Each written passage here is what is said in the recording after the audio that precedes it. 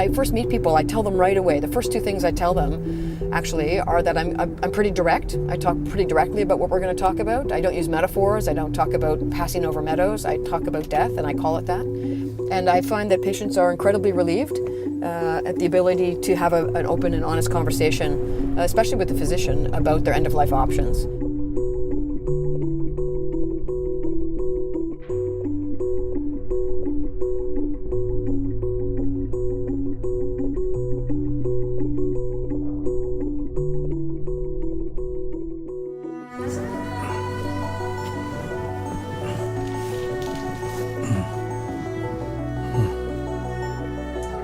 Yeah, I think so.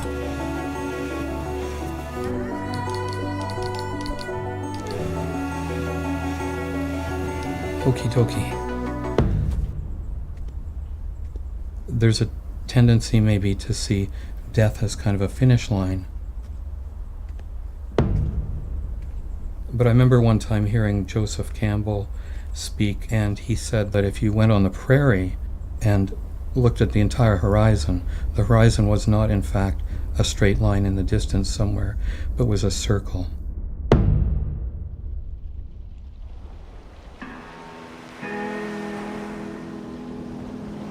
I asked the nurse who was doing the blood work if those words in Latin meant that I had bone cancer on my spine, and she said that it did. And I started to cry, and she started to cry.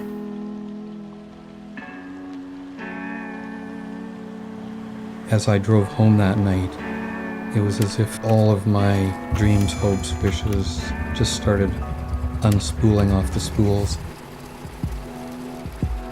falling on the floor like a editing room in an old black and white movie.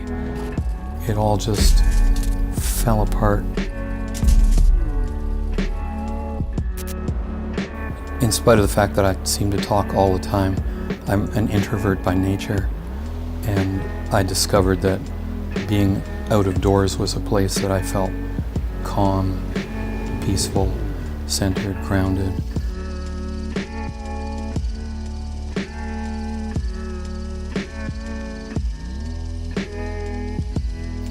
There's something about the seed, the earth, and the process of growing, I think, that restores us to that sense of beauty. That very first time that I saw Will, he just went right into my heart. For about 3 years, we really were just friends. One day, I got an email from Will where he basically told me about this terminal diagnosis he'd had. And I felt very sad that we'd known each other for 3 years, and yet I hadn't taken the time to really get to know him. And then suddenly it occurred to me, actually, there still is time. And it was really during that time that a love blossomed between us. Do you have anything to add to that? Utterly remarkable. And rare, probably. Because I was very ill. Not looking and feeling my best. Not professionally shaved like Sinatra, I can tell you that.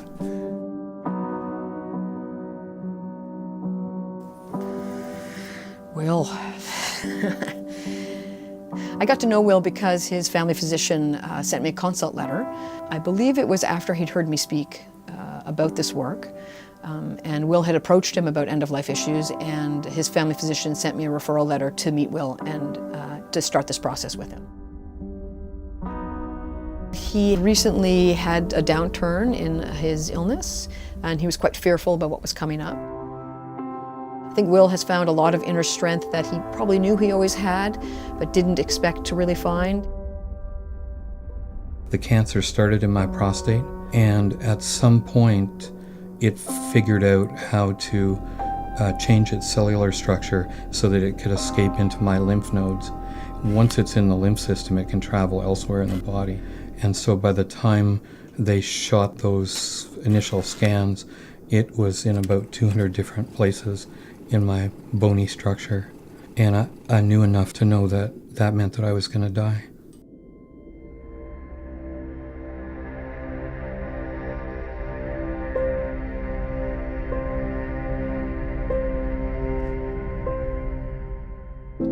I've had to honor all the different voices that have come up for me, including being afraid. My father died of this same cancer.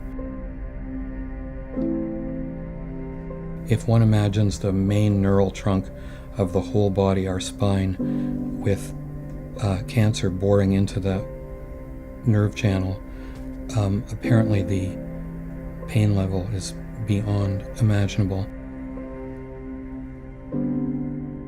It meant that I started having tremendous searing pain, so it would be in my leg. Then by that afternoon, it'd be up in my chest, so I couldn't sit down, or maybe by nighttime it'd be on both sides of my chest, so I couldn't breathe. I walked as if I was injected with concrete. Sitting, laying, standing, and sleeping had become impossible.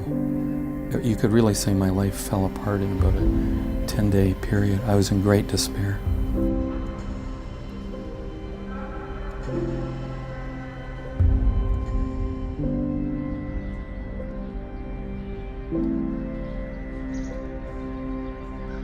And I remember laying on the bed, unable to convince my body to move even 1 inch. Some people had propped a book up for me on a pillow in front of me, and I could read a couple of lines of that at a time and then close my eyes on the pillow and lay there and wish that I was dead. I think in our culture, we're not used to talking about dying. We're afraid of dying. It's a very death-denying culture. I think it's really quite harmful not to see death as a natural part of life. We're all going to die, right? So I think if we can come to that place of accepting death as a natural part of life, we don't have to prolong life at any degree of suffering. You can live a long time with bone cancer, and you know that the suffering will be becoming more intense as time goes on. When that becomes intolerable, it's nice to know that he has a way out.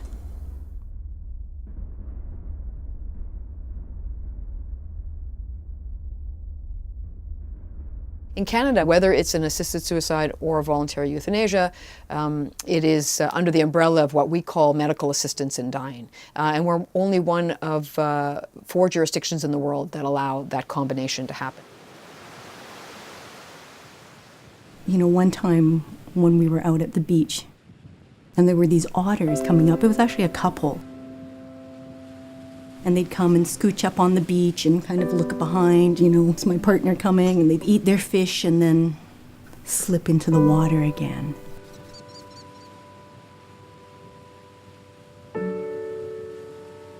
And this actually became a new metaphor for us, that he wanted to be able to slip in the water like that.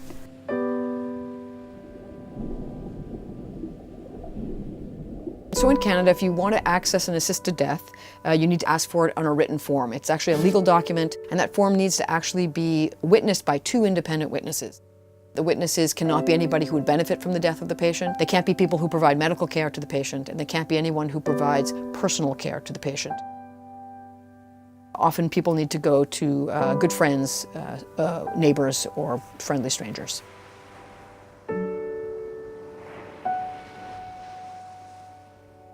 The law says that the patient needs to have what's considered a grievous and irremediable condition. It has gone on further to describe what that is, and it actually requires 5 other criteria to be met. So a serious illness that puts them in an advanced state of decline and capability that's irreversible, suffering in a way that they deem intolerable, and because of their illness, they are now on a trajectory that is putting them towards death. I think you can see that there's a lot of safeguards built into that. It's a very rigorous process, and it's not a simple matter.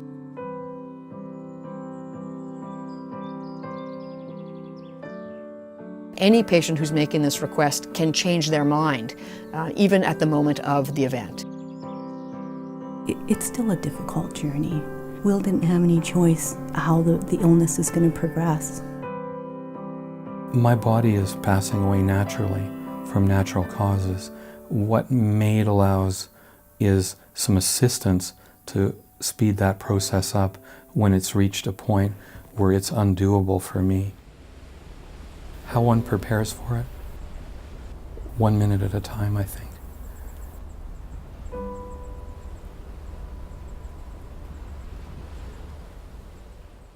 One of the really most striking things I've learned right from the beginning is that when I tell someone, when I get to the place in the process where I can actually tell someone that they're eligible for care, that they've done all the paperwork and everything's fine, there's an immediate sense of relief. And I think it's a documentable therapeutic effect, actually. I see people literally relax. The focus goes from dying to living, almost in an instant. I can feel the carpet under my toes. It's soft today. You know, there was so many months where I never felt comfortable for even 1 second. What an incredible option to leave with my loved ones in a place where we can say goodbye to each other in a clearer, conscious way maybe, and on a beautiful day.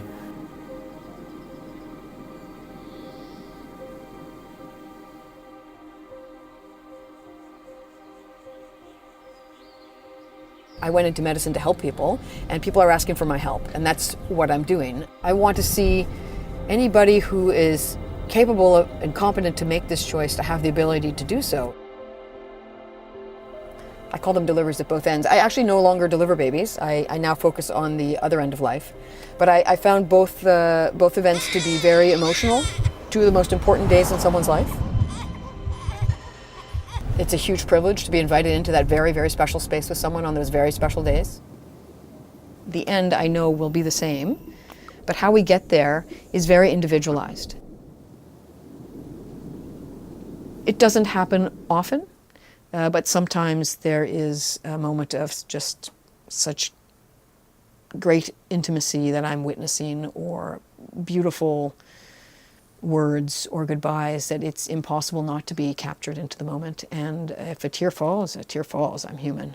I don't hide that from anyone. But I try to stay focused on what I'm there for, and I can debrief and digest and work on my own issues afterwards. In terms of the prognosis that they gave me at the time, they thought I might be able to live about 18 months. We're now at 19 months. So I'm meeting you in overtime.